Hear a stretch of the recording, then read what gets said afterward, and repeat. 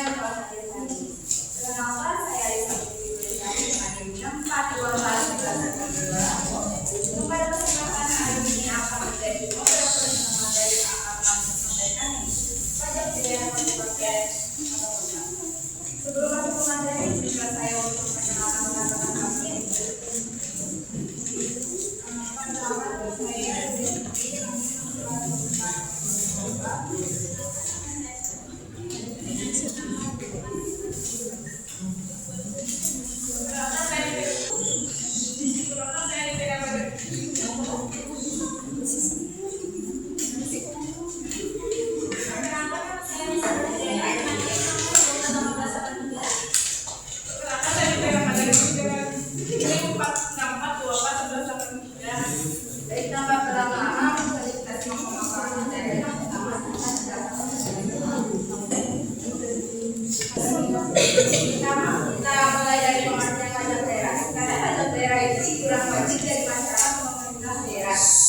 kita nggak bakal mendapat imbalannya secara langsung, tapi uang pajak ini dipakai untuk kepentingan bersama seperti bantuan buat perbaikan jalan, fasilitas umum atau pelayanan masyarakat di daerah kita.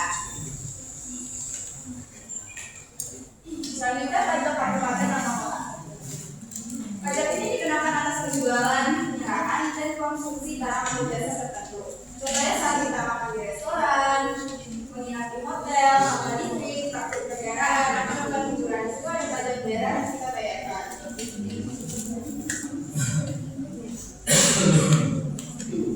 Pajak makanan dan minuman merupakan pajak yang dikenakan atas penjualan atau penyajian makanan dan minuman pada konsumen. Pajak ini biasanya berlaku di tempat usaha seperti restoran, kafe, rumah makan, hingga jasa catering. Yang dikenakan pajak bukan cuma makanannya saja, tapi juga pelayanannya. Contohnya kan nongkrong di kafe, dilayani manis, terus dilayani oleh pelayan manis itu biasanya sudah ada pajaknya. Intinya selama ada penyajian makanan dan minuman konsumen itu termasuk objek pajak daerah. Kita akan dibacakan oleh dia.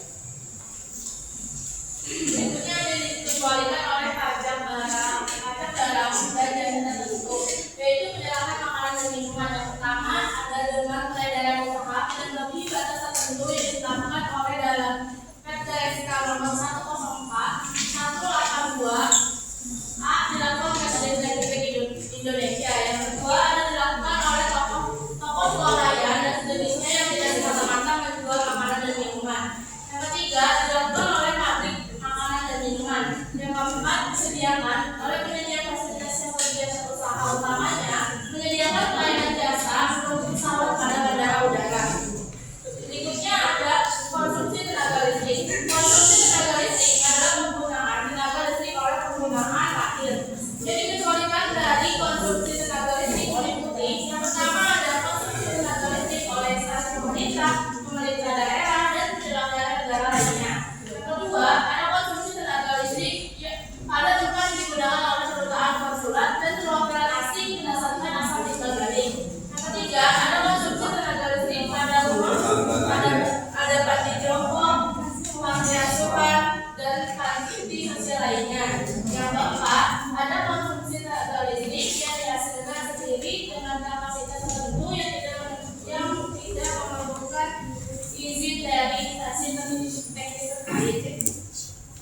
Berikutnya ada pajak perhotelan, yaitu jasa perhotelan sebagaimana meliputi jasa penyediaan akomodasi dan fasilitas penunjangnya, serta penyewaan ruang rapat atau pertemuan pada penyedia jasa perhotelan seperti hotel, villa, losmen,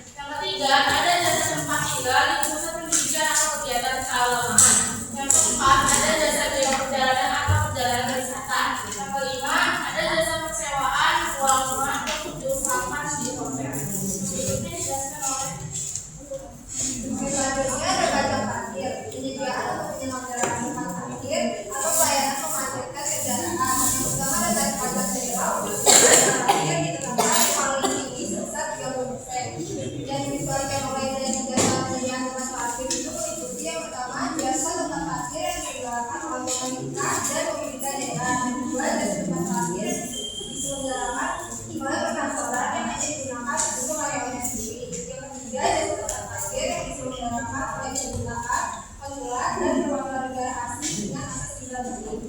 Yang terakhir, jasa tempat parkir lainnya yang diatur yang selanjutnya pajak kesenian dan hiburan. Yang pertama itu adalah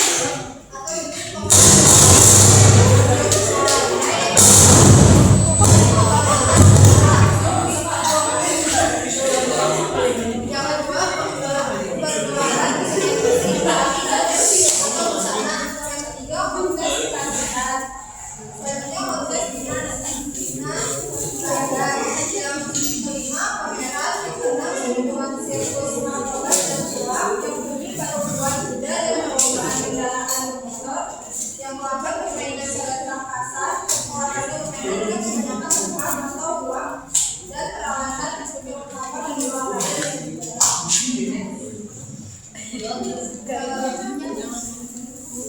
pajak kesenian yang hiburan itu adalah represi wahana alias wahana teknologi, wahana pendidikan, wahana budaya, wahana permainan, pemancingan, wisata, dan pembinaan.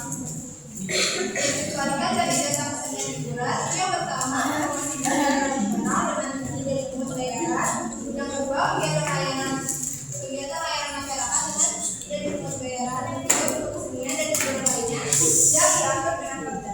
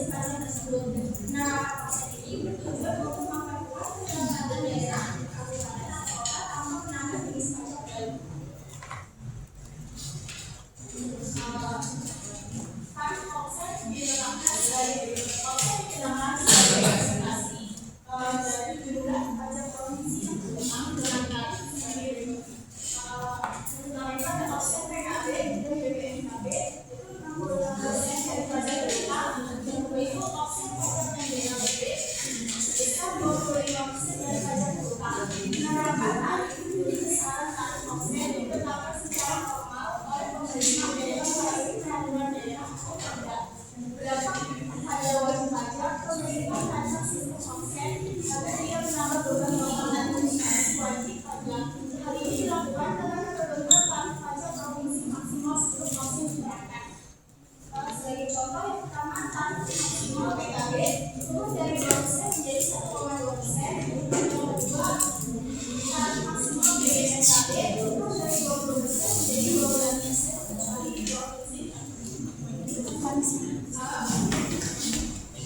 Kesimpulannya, pajak kabupaten dan kota di Indonesia sebagaimana diatur dalam Peraturan Nomor 1 Tahun 2022 tentang hubungan keuangan antara pemerintah pusat dan pemerintah daerah atau APBD menjadi instrumen reformasi fiskal yang menyederhanakan diri saja menjadi sembilan utama untuk meningkatkan pendapatan asli daerah dan kemandirian daerah. Reformasi ini memberikan dampak positif terhadap penerimaan pajak kabupaten dan kota melalui penguatan lokal yang power meskipun menurunkan penerimaan provinsi sehingga secara keseluruhan mendukung desentralisasi fiskal yang transparan dan akuntabel untuk optimalisasi layanan publik. Terima kasih kepada pemateri sebelumnya. Jawab pertanyaannya. Selanjutnya kita akan membuka sesi tanya jawab. Bagi yang ingin bertanya silakan angkat tangan. Nanti ini yang ini guys. Oke. Nanti dulu. 1, 2, 3. Kita.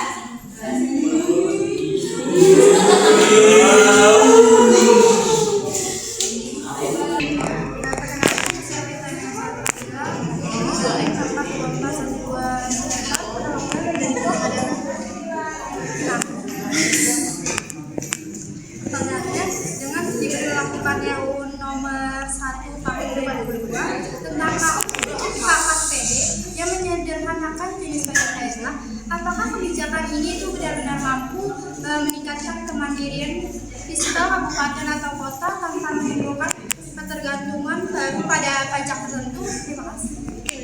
Dari kelompok 9 dengan informasi bertanya kebijakan tarif pajak disebut tidak menambah beban wajib pajak karena adanya penurunan tarif pajak provinsi. Namun menurut pandangan kalian apakah kebijakan ini berhasil? Kenalkan, nama saya Matia Sabila dari kelompok 8 ingin bertanya, mengapa pajak daerah bersifat memaksa tetapi tidak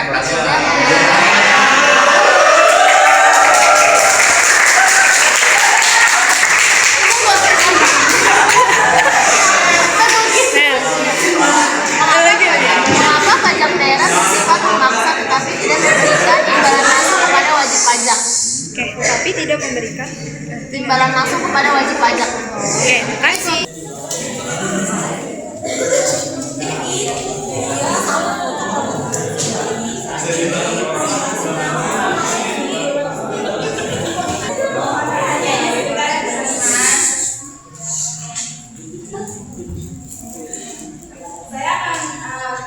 Aku akan menjawab pertanyaan dari kami perwakilan dari kelompok 9.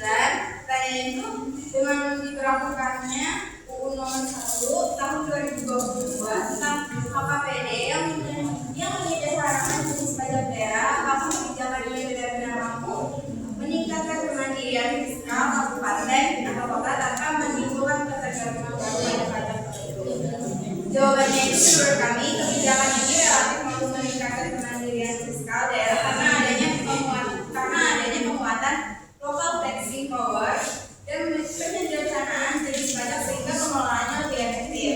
Namun di sisi lain terdapat potensi ketergantungan pada jenis pajak tertentu yang paling produktif seperti PPJT dan pajak regional. Karena itu pemerintah daerah tetap perlu melakukan diversifikasi sumber PAD dan meningkatkan pengawasan serta kepatuhan wajib pajak agar kemandirian fiskal dapat tercapai secara berkelanjutan. Apakah sudah habis? Terima kasih ya. Saya akan menjawab pertanyaan dari Mbak. Jawabannya, pajak daerah bersifat maksa karena soalnya itu mengapa pajak daerah bersifat maksa tetapi tidak memberikan imbalan langsung pada wajib pajak. Jawabannya, pajak daerah bersifat maksa karena penghutangnya